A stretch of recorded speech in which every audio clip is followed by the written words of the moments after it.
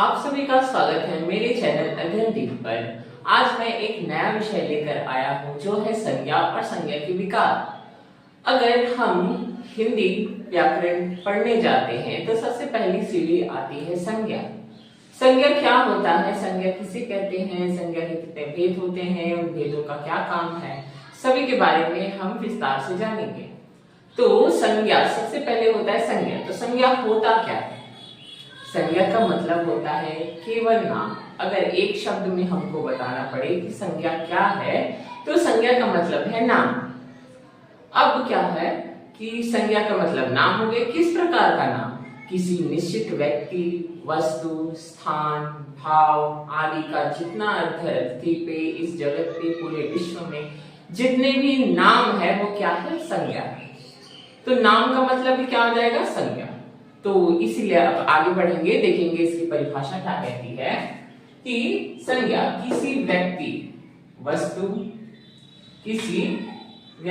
वस्तु, स्थान, भाव आदि के नाम को क्या कहेंगे? संज्ञा।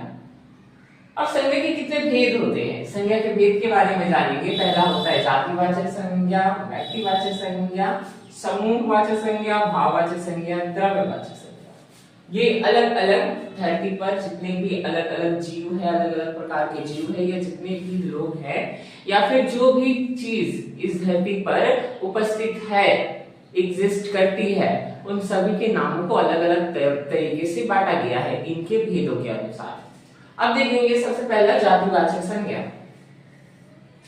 यहाँ आपको जाति देखकर भी समझ में आ रहा है। जातिवाचक संज्ञा मीन्स जाति, किसी एक स्पेसिफिक जाति, किसी खास जाति का बोध होता है, उसे जातिवाचक संज्ञा कहते हैं। क्या है? संज्ञा के जिस रूप से किसी निश्चित जाति का बोध होता है उसे जातिवाचक संज्ञा कहते हैं। जैसे मनुष्य, पेड़, जानवर। अब आप बताइए कि धरती पर जितने भी मनुष्य हैं उनकी एक जाति है। कौन सी जाति? मनुष्य की जाति। उसी तरीके से पेड़ों की जातियां हैं, पौधों की जातियां हैं, फलों की जातियां हैं। धरती पर जितने भी जीव हैं सबकी एक अलग अलग स्पीसीज होती है। तो ये स्पीसीज को ही कहा जा सकता है, अलग अलग जातियों को ही क्या कहा जा सकता है? जातिवाचक संज्ञा के अंतर्गत रखा जा सकता है। अब देखेंगे इसके बाद व्यक्तिवाचक संज्ञा। व्यक्तिवाचक क्या होता है? अब हम देखेंगे व्यक्तिवाचक संज्ञा। व्यक्तिवाचक संज्ञा में किसी स्पेशल या किसी खास व्यक्ति, वस्तु या स्थान का बोध होता है। जैसे कि मैं आपको बताऊं तो ताजमहल एक विशेष स्थान है। अगर मैं कहूँ राम तो ये एक विशेष नाम होगा। तो इसी प्रकार हम जितने भी लोग हैं या समस्त जगत है, इसमें कुछ ना कुछ विशेष होता है, चाहे वो नाम हो, व्यक्ति हो, वस्तु हो, स्थान हो। दिल्ली कहे तो दिल्ली भी एक खास जगह है क्योंकि ये वो भारत की राजधानी है, तो इसीलिए वह क्या है? वो खास हुई, तो वो व्यक्तिवाचक संज्ञा के भीतर आएगी। अब देखेंगे इसकी परिभाषा क्या है।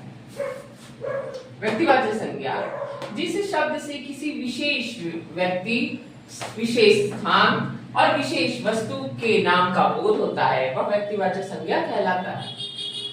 साधारण शब्दों में कोई भी ऐसा वाक्य, व्यक्ति, स्थान या वस्तु जो विशेष महत्व रखते हैं वह व्यक्तिवाचक संज्ञा कहलाते हैं। यह मैं आगे आपको बताऊंगा किस प्रकार से।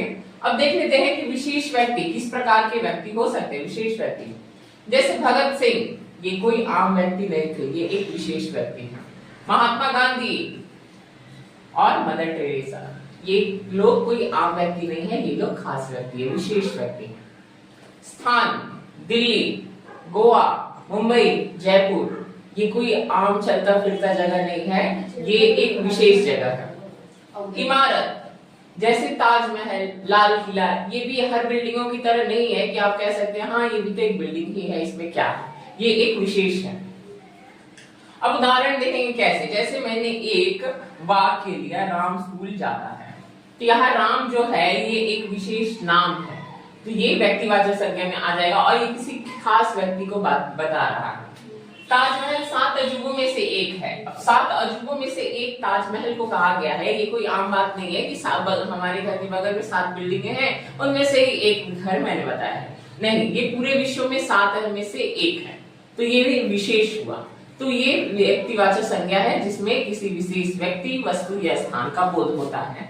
इसके बाद देखेंगे समूहवाचक संज्ञा।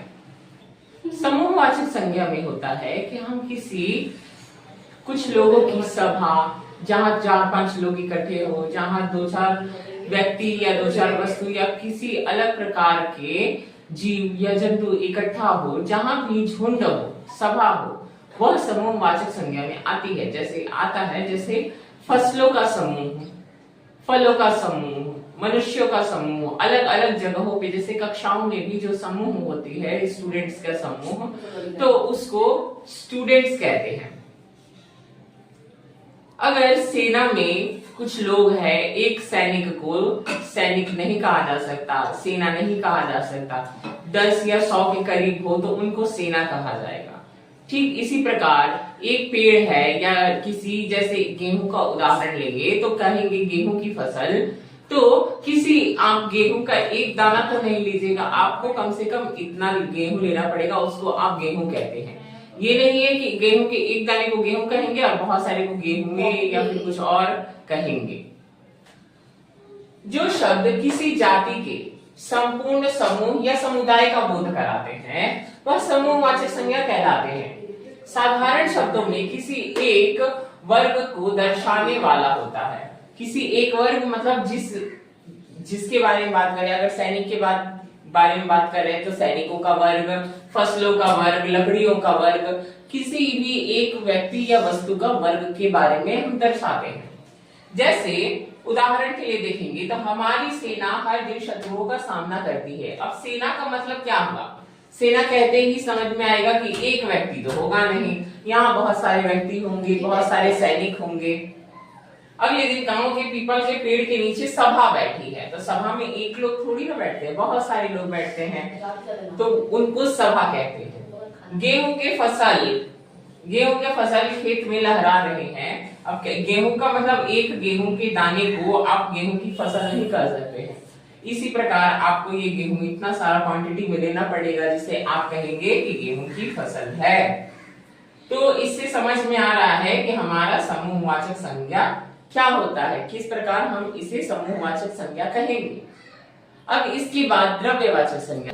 द्रव्य कहने से ही आपको समझ में आ रहा होगा, यहाँ लिक्विड वस्तुओं के बारे में बात होगा, परंतु यहाँ लिक्विड के साथ साथ धातु का भी बात होगा। धातु में सोना, चांदी, लकड़ी, तांबा, पीतल, द्रव्य में पानी, तेल और पेट्रोल। इसके अलावा बहुत कुछ जो है, दूध जो द्रव्य के रूप में है, उसको हम द्रव्यवाचक संज्ञा के रूप में लेंगे।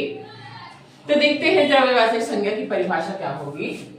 जो शब्द किसी पदार्थ, धातु और द्रव्य का बोध दर्शाते हैं वो शब्द द्रव्यवाचक संज्ञा कहलाते हैं। जैसे तेल, पानी, लोहा, सोना, तांबा। इसके जैसे उदाहरण देखेंगे, उदाहरण है गाय का दूध अत्यंत ही पौष्टिक होता है। तो यहाँ किसके बारे में बात किया जा रहा है? दूध के बारे में। और ये क्या है? ये एक द्रव्य है, तो यह द्रव्यवाचक संज्ञा का उदाहरण होगा। अगला क्या है? लोहा से बने औजार बहुत मजबूत होते हैं। लोहे से बने औजार बहुत मजबूत होते हैं, तो यहाँ लोहा आया है और लोहा के बारे में बात हो रहा है। लोहा कौन सा संज्ञा होगा? द्रव्यवाचक संज्ञा होगा। अगला जल ही जीवन है। जल क्या है? जल लिक्विड है और जल के बारे में बात हो रहा है। इस वाक्य में जल ही करता है, सब्जेक्ट है। तो यहाँ जो जल है, जल के बारे में बात हो रहा है, तो जल क्या है? जल द्रव्य है और यह द्रव्यवाचक संज्ञा का उदाहरण होगा। इसके बाद हम पढ़ेंगे भाववाचक संज्ञा, जो कि बहुत ही महत्वपूर्ण है। भाववाचक संज्ञा में क्या होता है? हम विशेषण के आधार पर, व्यक्ति के आधार पर, जाति के आधार पर, क्रिया के आधार पर भाववाचक में बदलते हैं। अब इसके बाद देखेंगे कि भाववाचक संज्ञा क्या होता है, किसी भी विशेष प्रकार के शब्दों को भाववाचक संज्ञा में कैसे। यह हमारी संज्ञा का आखिरी विकार है, यह है भाववाचक संज्ञा। भाव कहने से समझ में आ रहा है इसमें मनुष्य की भावनाओं का बोध होता है। इसकी परिभाषा देखेंगे, जो संज्ञा शब्द किसी व्यक्ति, वस्तु या गुण, कर्म, दशा, अवस्था, भाव का बोध कराए वे भाववाचक संज्ञा कहलाते हैं। जैसे कि ये केवल अनुभूतियों की बात है। हम जैसे मनुष्य है और हम केवल भावनाओं के आधार पर चलते हैं, हमारी अनुभूतियां ही महत्व रखती हैं, हमारी भावनाएं ही महत्व रखते हैं, इनमें हमारी भावनाएं प्रमुख होती है। अब देखेंगे कि भाववाचक संज्ञा में जो मैंने बोला, गुण, कर्म, दशा, अवस्था और भाव, ये होते किस प्रकार के हैं। जैसे अगर भाव देखें, भाव यानी हमारी भावनाएं, खुशी का भाव, क्रोध का भाव, दुख का भाव, उदासी का भाव, ये हमारे भीतर इनबिल्ट होते हैं। दशा, प्यास का, गरीबी का, अमीरी का, ये दशा है, कब इंसान की कैसी दशा होती है। अवस्था, किस अवस्था में है इंसान, बुढ़ापे में है, जवानी में है, बचपन में है, ये सभी अवस्थाएं होती हैं। गुण, मिठास है, सुंदरता है, यह गुण है। इन्हीं के आधार पर अलग अलग को हम भाववाचक में बदलेंगे। यह भाववाचक में बदलने की जो प्रक्रिया होगी वह हम नेक्स्ट वीडियो में कवर करेंगे। तो आज की वीडियो में मैंने संज्ञा, संज्ञा के विकार और संज्ञा के भेदों की परिभाषा, साथ ही उसके उदाहरण देते हुए आप सभी को अच्छे से समझाया। तो आप इसे अच्छे से ध्यान दीजिए। अगर आपको कोई भी समस्या आ रही है तो आप कमेंट कीजिए। इतना देर तक रुकने के लिए आपका धन्यवाद।